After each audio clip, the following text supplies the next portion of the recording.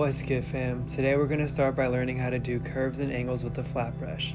I'm using Liquitex Basics Acrylic in titanium white, and I have a 5/8 inch flat brush. Start by mixing water into your paint using the back of the brush. I don't mix my paint with the bristles of the brush because I like to have a clean, sharp tool to paint with. This paint comes out thick, so you need to mix water in until it's the perfect consistency. You can buy high flow acrylics that you don't have to mix water with, but it's more expensive. You can also mix your paint with acrylic medium instead of water to keep the vibrancy of your colors and add longevity to your art. Clean your brush. Add water to the bristles and make sure the brush isn't dry at all. I like to use my hand to feel if the brush is perfectly wet, then squeeze the excess water out with my fingers. Load one side of the brush and leave the other side clean. Keep the paint on the top of the brush and touch the clean side to the canvas. Keep the angle of the brush at 45 degrees and don't twist the brush at all. These are the directions the brush likes to travel in this hand position. We will be pulling angles and curves with our hand resting on the canvas and sliding as we pull our marks. Start by pulling an S shape and let it flow, then pull your hand in an octagon shape, creating angles. If your brush is held at 45 degrees, you will create sharp lines when traveling along the 45-degree grid. Pull downward, imagining the grid. Pull down and to the right 45 degrees.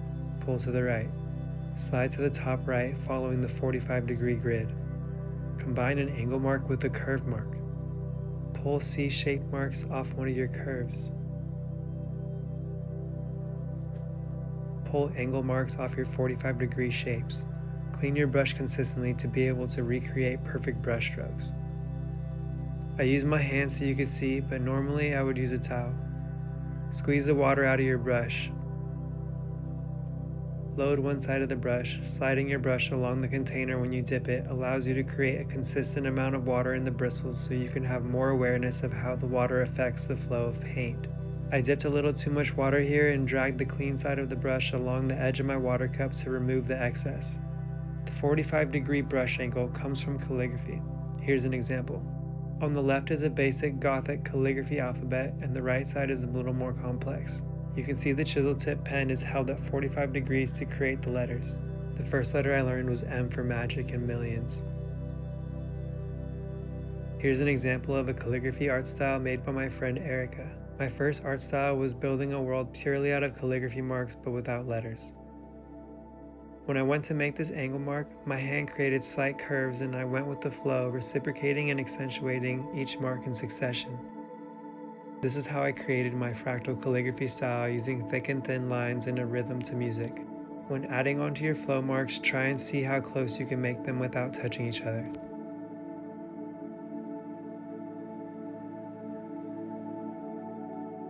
Experiment with how much paint you pick up and become aware of the relationship between the consistency of your paint, how wet your brush is, and the pressure you apply to the canvas.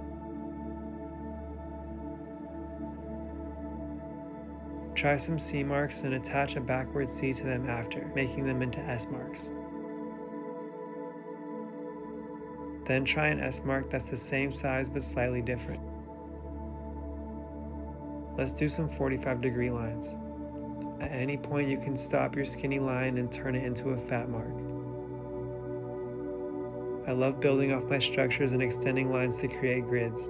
Do a short downward pull to create a parallelogram and attach another parallelogram to it in a different direction. This reminds me of tribal marks, scales, and armor. Anytime you put two marks together, you can create that brush mark in one motion. There's 3 ways to load a flat brush. The first way is to load half the brush with paint and leave half the brush with water. This creates a gradient with every mark and is really useful for adding shadows or layering shading.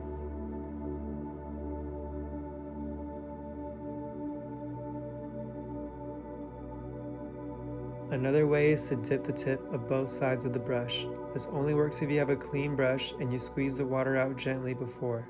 Always experiment with angles and curves to see how the brush reacts. This time I will dip the whole brush in paint, making sure to have the paint side up and clean side down.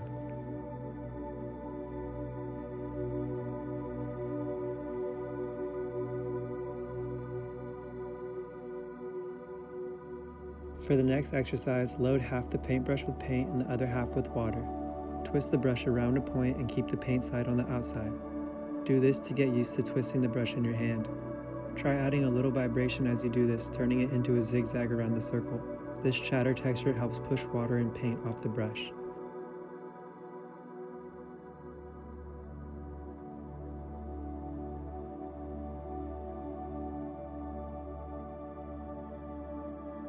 Next, I will tap the brush in a circle, creating small rectangles that look like there are little panels coming out of the portal. Try this with a smaller flat brush as well. My favorite thing to do is to make short marks into a spiral. I perceive them as thin panels coming out of a portal. Creating straight lines with a flat brush is really easy once you learn this next trick. Clean your brush and load 25% paint onto one side. Hold your brush so it's perpendicular to the canvas. When you start drawing your lines, make sure the paint is in the tail of the brush and apply pressure so it looks like your brush is doing a wheelie. Notice that my hand is not touching the canvas at all, whereas before I was sliding my hand on the canvas. If I have the paint in the front of the brush, it will make thicker lines that are less accurate and harder to feel. I noticed that this technique worked really well on canvas for making perfectly straight lines, but not on a smooth surface like wood. My explanation is that the canvas is woven, forming tiny microgrids, and when you use a flat brush, the grids are holding the brush in place like the edge of a snowboard or hockey skates on ice. You can feel the brush get locked in and it will travel in a straight line. This made me think of seeing agricultural plant rows while driving on the freeway and how you perceive vanishing points from different angles because of the symmetry of the grid.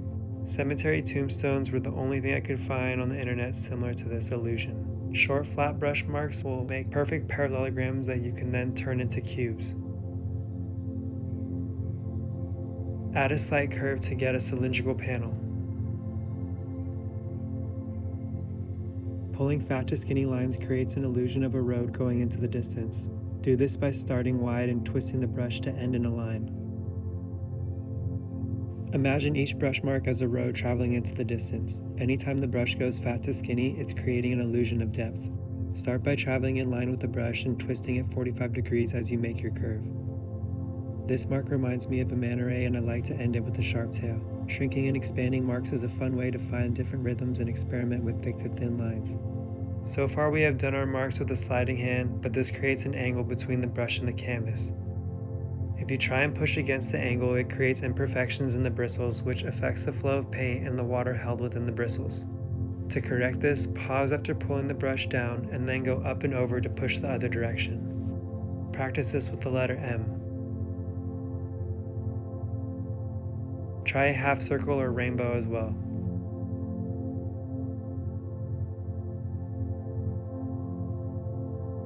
This is wrong. This is right. Another way around this is to use a floating hand or a free hand, holding the brush perpendicular to the canvas. This allows you to move in any direction while still having paint come off smoothly and efficiently. I learned this freehand technique from graffiti artists who use chisel tip markers to write hand styles, imitating the use of a spray can. Learning a freehand will make you incorporate speed control to create perfect marks and will really upgrade your confidence with movement. Here I do a curved line with a sliding hand, then I go up into a free hand to go backwards. Tell your hand to move in random directions and see what marks you get. Freehanding a figure 8 with the brush perpendicular to the canvas will allow you to feel the flex of the brush changing sides. This reminds me of changing edges on a snowboard and riding in both directions. Don't twist your brush in order to feel this sensation. Painting zigzag lines will help you practice your pressure control and feeling the brush go up and over when changing directions. Pulling a wave will show you if you have created the perfect ratio of water in the brush and water in your paint. Stars will help you do slight twists in your brush to go backwards, kind of like a 3-point turn in a car. These are horizontal lines in freehand. These are horizontal lines with a sliding hand. And these are angled lines with a sliding pinky.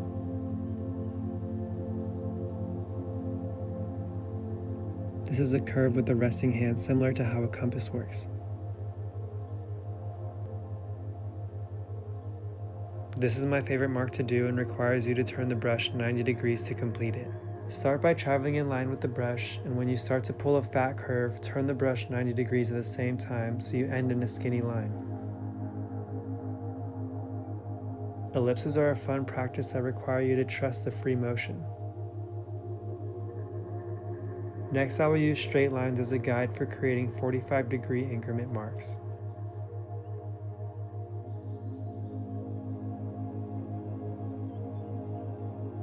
I like to throw big arcs in succession and play with the spacing, trying to create perfectly smooth shapes. Another pattern is to try pulling progressively longer parallelograms. Mirror this on both sides. It's fun to create these small marks, and it feels like they're all headed somewhere, like dashed lines on a road. These marks are also fun for body painting and following the curves of the body. This last technique was my all-time favorite for 3 years. Start by mixing water into black and white paint separately on the same palette. Load half the brush with white and half the brush with black. On a separate palette, paint a short panel over and over until the paint mixes and creates a gradient on the brush. This technique can be used with every color combination you can think of and makes painting so much fun because every mark has shading and an extra layer of depth with value. Try to connect your brush marks to create trippy patterns. Make a color in between and try to get 3 colors on one brush.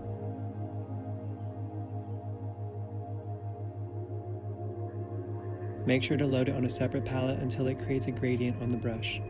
Try a teardrop shape, keeping the white on the outside. Think of the white like a light source hitting the edge of your mark.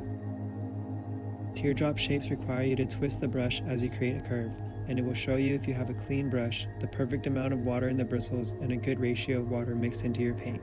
These are the 3 key variables to observe in order to create perfect brush marks. Experiment with direction changes of the brush and different types of curves. Learn to listen to the brush and how it wants to push paint off efficiently. This is a painting I made using this gradient technique with different sized flat brushes. Art stores like Michael's sell brush packs with different sized flat brushes that are cheap. Keep them clean with acrylic brush soap after every session to keep them sharp and precise. Thanks for learning how to paint with me. I'll be making more tutorials throughout the year.